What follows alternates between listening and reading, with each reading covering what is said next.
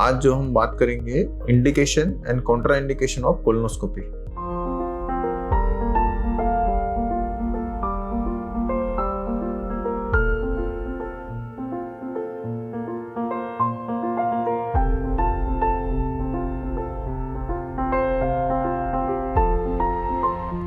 नमस्कार दोस्तों, मैं डॉक्टर जयेश गोरी बोल रहा हूँ। मैं कैंसर सर्जन है। मैं मुंबई थाने में काम करता हूँ। कोलोनोस्कोपी का इंडिकेशन कभी कभी स्क्रीनिंग के लिए रहता है। स्क्रीनिंग मतलब जो कोई भी सस्पेक्टेड लीजन है या फिर ऐसे नॉर्मल पब्लिक में जो स्कोपी करते हैं, that is a screening colonoscopy होता है। सेकंड जो रहता है डायग्नोस्टिक के लिए रहता है। तो डायग्नोस्टिक वाला पेशेंट को आइदर ब्लीडिंग पर रेक्टम हो रहा है या फिर उनको सोनोग्राफी में, सीटी स्कैन में, पेट स्कैन में, एमआरआई में कोई लीजन दिख रहा है, तो उसको ट्रीट करने के लिए जो रहता है that is become diagnostic colonoscopy. Some time जो रहता है जो ट्रीटमेंट का इंडिकेशन जो रहता है या कोलोनोस्कोपी का इंडिकेशन जो रहता है वो थेराप्यूटिक होता है।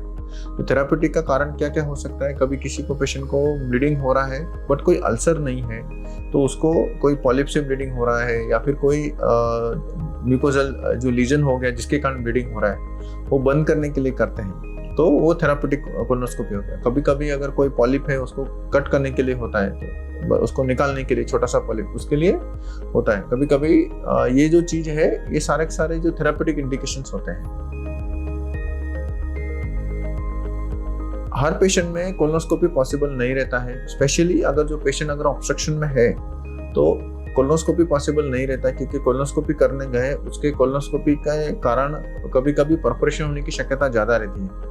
अगर परफोरेशन हो जाएगा तो वो इमरजेंसी हो जाता है, क्योंकि जो मोशन है पेशेंट का बॉडी के अंदर चला जाता है, जिसके कारण पेशेंट को सेप्सिस हो जाता है। तो हर पेशेंट में कोलोनोस्कोपी पॉसिबल नहीं रहता है। कभी कभी नीचे अगर लोअर रेक्टम में किसी को ग्रोथ है तो जहाँ स्कोपी नहीं जा सकता है, वो पेशेंट को भी कोलोनोस्कोपी नहीं कर सकते।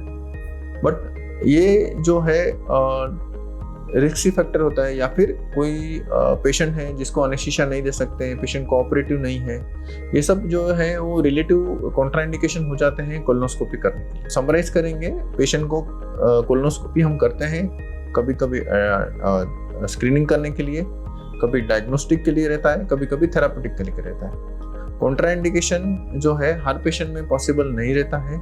स्पेशली अगर पेशेंट ऑब्स्ट्रक्शन में है या फिर ग्रॉस डिस्टेंशन है और पेशेंट कोऑपरेटिव नहीं है, या फिर किसी का बाउल प्रिपरेशन नहीं हो रहा है, जो मोशन पास नहीं कर रहा है, या फिर पूरा इंटेस्टाइन लोडेड है, तो उसमें कोलोनोस्कोपी का रिलेटिवली कॉन्ट्राइंडिकेशन हो जाता है या फिर इसमें पॉसिबल नहीं है। इसके बारे में अगर आपको और कुछ चाहिए तो आप हमारे वेबसाइट पे क्वेश्चन डाल सकते हैं, हम इसको डिटेल में आपको आंसर करेंगे। नमस्कार, थैंक यू।